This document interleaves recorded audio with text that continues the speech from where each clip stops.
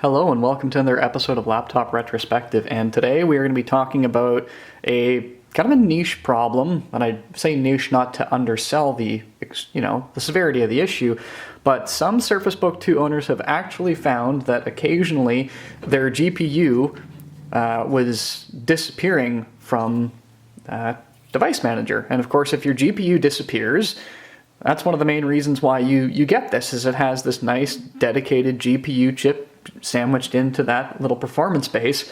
And if that's not there, if that's not working properly, that's obviously going to be problematic. I want to caveat that with one thing, is that the Surface Book 2 is not exactly what you would call a mainstream device. It is certainly not only a niche device in its two-in-one nature, but it has a hot swappable plug-and-play dedicated GPU.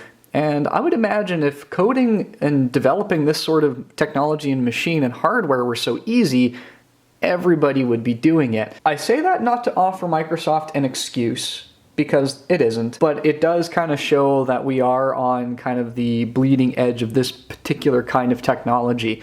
Now, there are eGPUs that work over Thunderbolt 3, but that is more of an accessory. And anyway, enough about that. Let's talk about the problem. So a series of Surface Book 2 owners have noticed, and we can't really quite pinpoint the software update when this occurred, but it does seem to be a software or firmware issue, not necessarily a hardware one, which is both good and bad. Now, as far as anyone can tell, the problem for most people started showing up at update 16.299.334. When I first got my Surface Book, it was quite some time ago now, there was no issue. However, when it started to crop up in my comments on other videos, I was thinking, I wonder if I've had this problem all along. It's not every day I'm working my GPU, so I wouldn't really notice. And lo and behold, I go into Task Manager and it's missing, or pardon me, Device Manager, and it's missing. I had to do some investigation. I obviously went to the usual places, went to Reddit, went to the Microsoft forums, went to Windows Central, and there's lots of people having the issue, but no one can exactly pinpoint or theorize exactly what is going on. It would appear that this was happening due to a UEFI issue, but that didn't seem to be consistent with some of the experiences. And I couldn't nail down a version where it started to happen either. There is some speculation that this is actually due to the Spectre patching that happened, and if you don't know what Spectre is and how it relates to Intel chips and kind of the hardware industry as a whole, Google it. It's certainly worth your time. That being said, I wouldn't be entirely surprised if this is what ended up happening. Now keep in mind, this is a theory. I can't prove any of it, but so far, based on what I've read, it seems like it is plausible.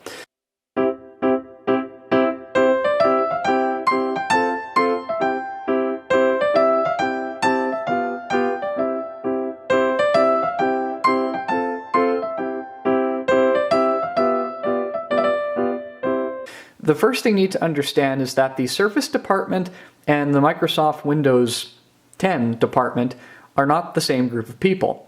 The people that are developing Surface hardware essentially are kind of an offshoot of the whole Microsoft corporation. So that being said, it would not surprise me when they patched for Spectre, the people over at the Surface Studios were not necessarily ready or in the loop for how quickly Windows wanted to patch out that problem. And it wouldn't surprise me that if the patch that they issued somehow disrupted the hardware paths that the processor was using to control a GPU that was being swapped in and out. So in short, my theory is that even though Microsoft is a very large company, they should have their act together. Microsoft is a large company, it's a very large company, and a situation where the left doesn't know what the right is doing, to me, is not impossible. And again, this is not in defense of Microsoft, but to bring some realities to, a very large software company just starting to produce this kind of hardware. Now, let's talk solutions finally. As far as I can tell, the latest build of Windows on the slow ring has actually solved the problem. and I'm running the Insider Preview 1769.2 and pre-release 180.625.1624. If you do not want to try that route, there is one other option, and this is kind of the official one from Windows Technical Support.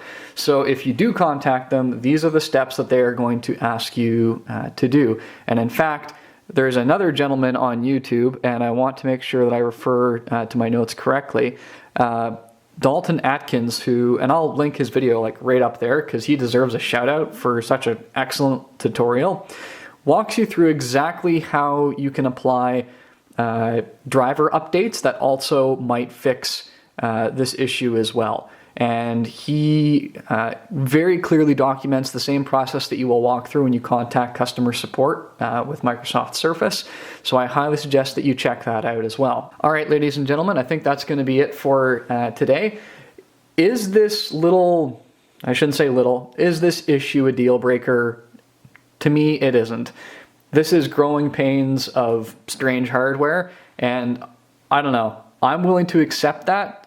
You might not. That's totally a personal decision that you have to make, but it is kind of the territory that we have. The Surface Book is only 2 generations old, and it was quite clear, at least in my mind, that there was some software patching done internally to Windows that the Surface team maybe they didn't have it quite ready to go at the same time Microsoft did, and there was that little bit of a fissure.